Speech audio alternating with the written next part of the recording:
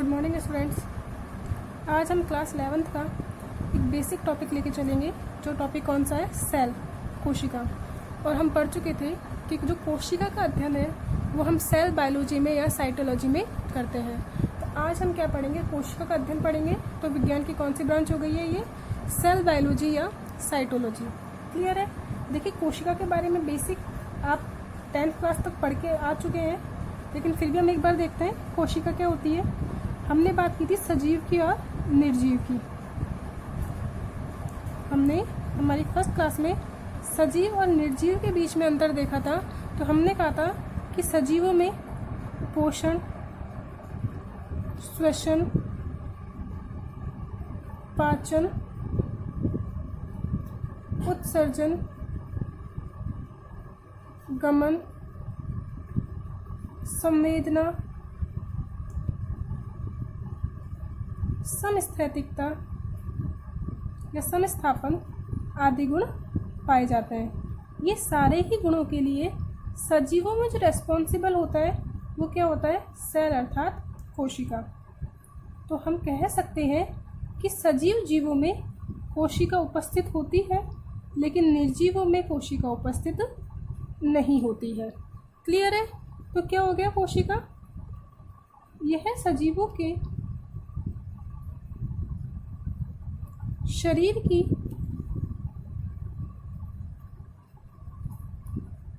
संरचनात्मक एवं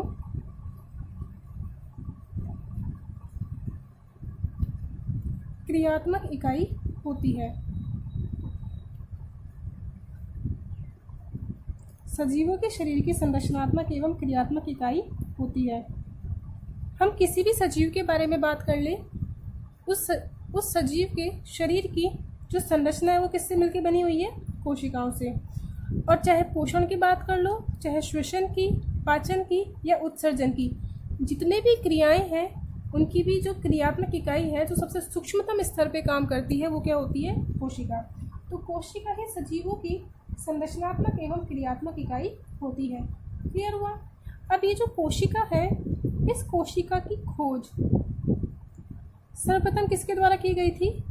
Robert Hooke के द्वारा। किसके द्वारा की गई?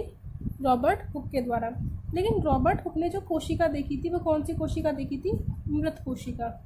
कहाँ देखी इसने कोशिका? कॉर्क में। कहाँ देखी? कॉर्क में। कॉर्क आपकी पादप कोशिका होती है। इसने क्या किया? रॉबर्ट हुक ने कॉर्क को कहाँ देखा? माइक्रोस्कोप में, सूक्ष्मदर्शी। इसे हम क्या बोलते हैं? माइक्रोस्कोप। क्या करता है सूक्ष्मदर्शी? छोटी चीज़ों को बड़ा करके दिखाता है। तो जैसे ही इसने कॉर्क के टुकड़े को लिया, माइक्रोस्कोप में देखा, तो उसे क्या दिखाई दिए? जिस तरह के मधुमक्खी के छत्ते होते हैं, इस तरह की संरचना इसे क्या दिखाई दी? क्योंकि कॉर्क एक मृत कोशिका है, मृत भाग था पादप का, तो इसे कौन सी बोल दिया आपने? किसने सबसे पहले मृत कोशिका को विजिबल किया, मृत कोशिका को देखा। रॉबर्ट हुक को माइक्रोस्कोप में इस तरह के मधुमक्खी के छत्ते दिखाई दिए। इन मधुमक्खी के छत्तों को उन्होंने क्या कह दिया? सेलुली। क्या बोलते हैं इन्हें उसने? सेलुली। और यही सेलुली आगे चल के किसका निर्मित कर दिया इसने? सेल का। तो सबसे पहले कोशिका किसने देखी थी? रॉबर्ट हुक ने। लेकिन ध्यान रखना, इस रॉबर्ट हुक ने सबसे पहले कौन सी कोशिका देखी थी? मृत कोशिका। तो जीवित कोशिका किसने देखी सबसे पहले? सबसे पहले जीवित कोशिका देखने का श्रेय किसको जाता है?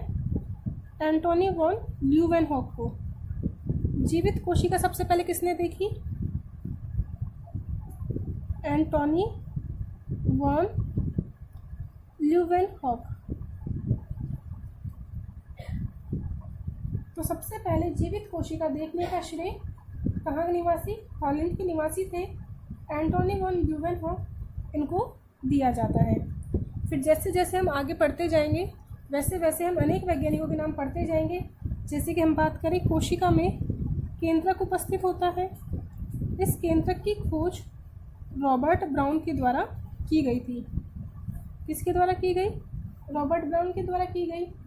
अब इस देखिए, कोशिका में विभिन्न प्रकार के कोशिकांग पाए जाते हैं।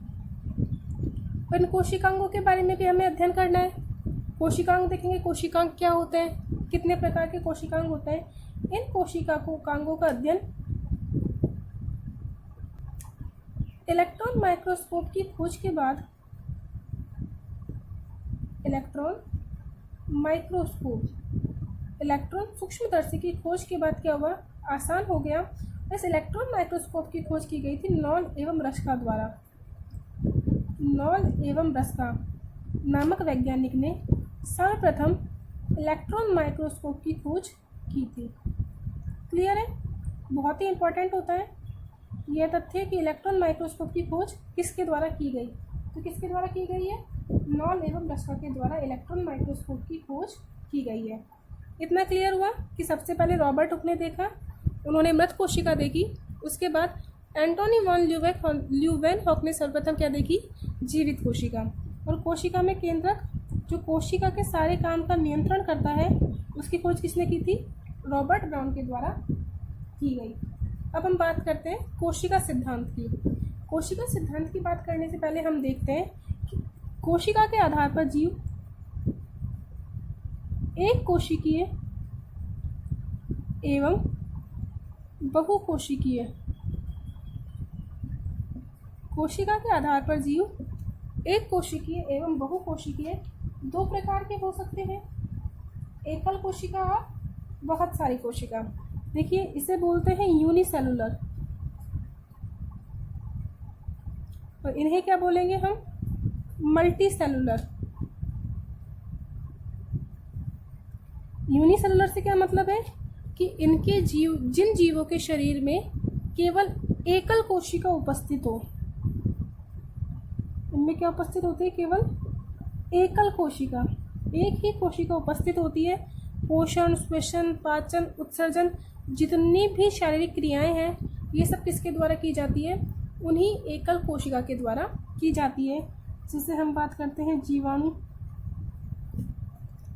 अमीबा, ये क्या है? आपकी एकल कोशिका है। जबकि कुछ जीवों में, उनके शरीर में अनेकों कोशिका, एक से ज़्यादा कोशिका पाई जाती है, उन्हें हम क्या बोल देते हैं? बहुकोशिकीय जीव कह देते हैं। जैसे हम मनुष्य की बात करते हैं, तो मनुष्य क्या है? आपका बहुकोशिकीय जीव है। तो इस तरीके से हम एकल कोशिका और बहुकोशिका में अंतर कर दिया। जैसे जैसे हम आगे बढ़ते जाएंगे, से हमें दो अंतर, मुख्य अंतर और देखने हैं। एक तो हम देखेंगे प्रोकैरियोटिक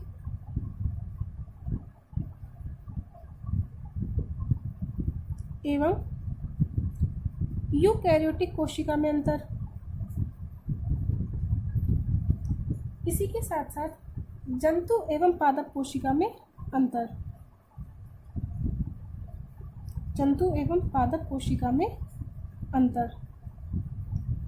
तो ये दो पॉइंट हैं जो हम आगे देखेंगे और बहुत ही इम्पोर्टेंट है। ये आपके एग्जाम्स में भी आता है।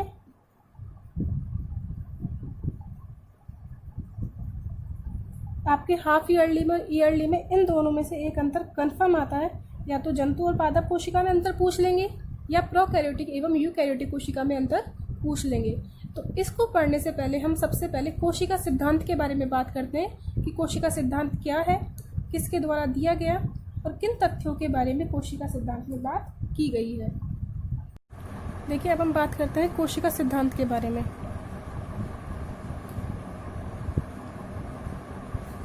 कोशिका सिद्धांत यानी कि सेल थ्योरी। यह जो सिद्धांत है, दो वैज्ञानिकों के द्वारा दिया गया था। दो वैज्ञानिक थे, एमजे स्लीडन एवं थियोडोर स्वान या टी स्वान। तो एमजे स्लीडन और थियोडोर स्वान के द्वारा कोशिका सिद्धांत सबसे पहले दिया गया। तो इनमें क्या कहा गया? देखिए, स्लीडन और स्वान ने कहा कि जीवों के शरीर की संरचनात्मक एवं क्रियात्मक इकाई है। कोशिका क्या है? सजीवों के शरीर की संरचनात्मक एवं क्रियात्मक इकाई है। जो हमने आज पहले वीडियो में देखा स्टार्टिंग में ही कि कोशिका जीवों के शरीर की संरचनात्मक एवं क्रियात्मक इकाई है। जीवों के शरीर किससे बना होता है? कोशिकाओं से बना होता है। साथ से साथ जितनी भी उपापचयी क्रियाएं हैं, क्रियात्मक इकाई से क्या मतलब है?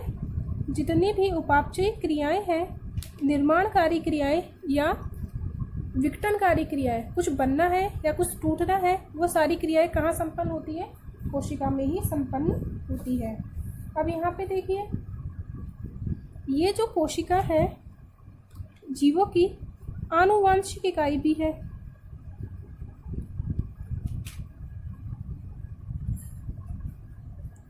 कोशिका जीवों की आनुवांशिक इकाई है। इसका मतलब क्या है?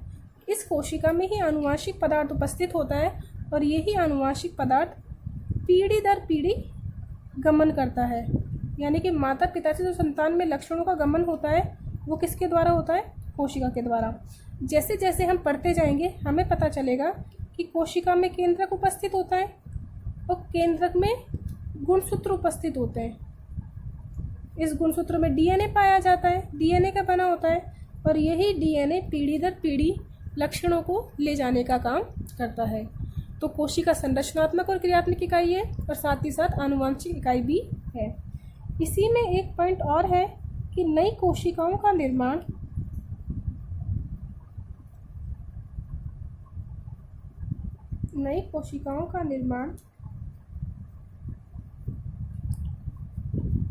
पूर्ववर्ती कोशिकाओं से होता है।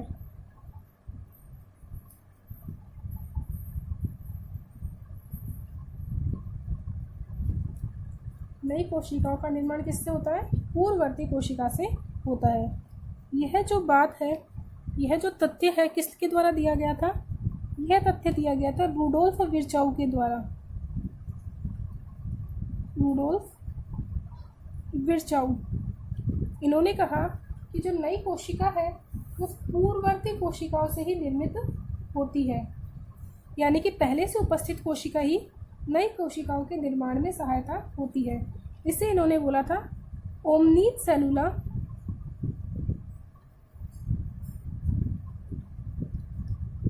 ई सेलुला। ओमनीत सेलुला ई सेलुला, इसका मतलब क्या हुआ कि नई कोशिकाओं की उत्पत्ति पूर्ववर्ती कोशिकाओं से होती है।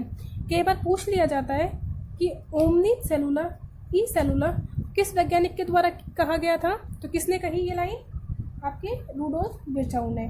तो जितने भी जीव हैं वो इस कोशिका सिद्धांत का पालन करते हैं, लेकिन इसके कुछ अपवाद भी है। अगर हम अपवाद की बात करते हैं तो वायरस इस कोशिका सिद्धांत का क्या है? अपवाद है।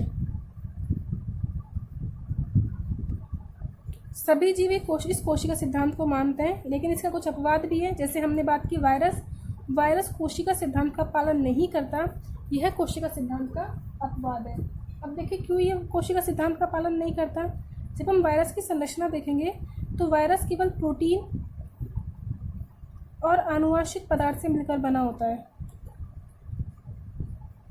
किसका बना होता है? ये प्रोटीन एवं आनुवांशिक पदार्थ का। इसमें आनुवांशिक पदार्थ या तो डीएनए हो सकता है या आरएनए हो सकता है। देखिए शब्दों पे ध्यान दीजिए कि हम क्या कह रहे हैं। वायरस है जो प्रोटीन का बना होता है, साथ ही साथ इसमें आनुवांशिक पदार्थ पाए जाते हैं। ये आनुवांशिक पदार्थ या तो डीएनए होगा या आरएनए, दोनों एक साथ उपस्थित नहीं हो सकते हैं वायरस में। मनुष्य में डीएनए भी पाया जाता है और आरएनए भी पाया जाता है, लेकिन वायरस में या तो डीएनए या आरएनए। यह जो वायरस है सजीवों एवं निर्जीवों के बीच की योजक कड़ी कहा जाता है। सजीवों एवं निर्जीवों के बीच की योजक कड़ी कहा जाता है।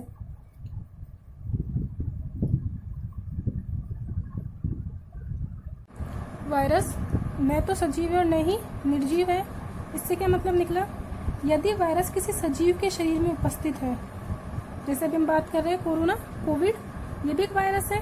तो वायरस क्या होता है? यदि किसी सजीव के शरीर में है तब तो ये सजीव के समान व्यवहार करता है, और यदि ये सजीव के शरीर के बाहर है तो यह निर्जीव के समान व्यवहार करेगा।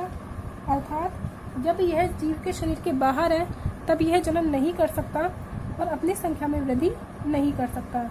लेकिन यदि यह किसी सजीव के शरीर में है, यदि वायरस किसी सजीव के शरीर में उपस्थित है, तो उस सजीव के शरीर की क्रियाओं का उपयोग करते हुए अपनी संख्या में वृद्धि कर सकता है, अर्थात जनन कर सकता है।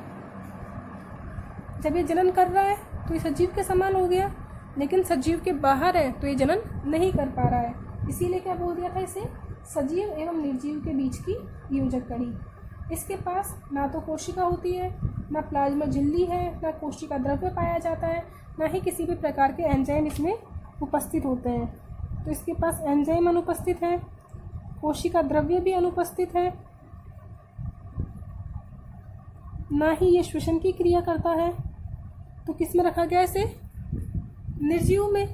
किंतु जब इसके द्वारा जनन किया जा रहा है, इसके अंदर डीएनए आरएनए आनुवांशिक पदार्थ है, तो किस में रख दिया इसे, सजीव में। तो इसमें सजीव और निर्जीव दोनों के बीच के लक्षण पाए जाते हैं, इसीलिए इसे सजीव एवं निर्जीव के बीच की योजक कड़ी कहते हैं। और यह कोशिका सिद्धांत का पालन नहीं करता है, क्योंकि इसमें कोशिका उपस्थित नहीं होती है। क्लियर हुआ। अब हमारे नेक्स्ट वीडियो में हम कोशिका के बारे में पढ़ेंगे और प्रोकैरियोटिक एवं यूकैरियोटिक कोशिका में अंतर देखेंगे। आज के लिए इतना ही।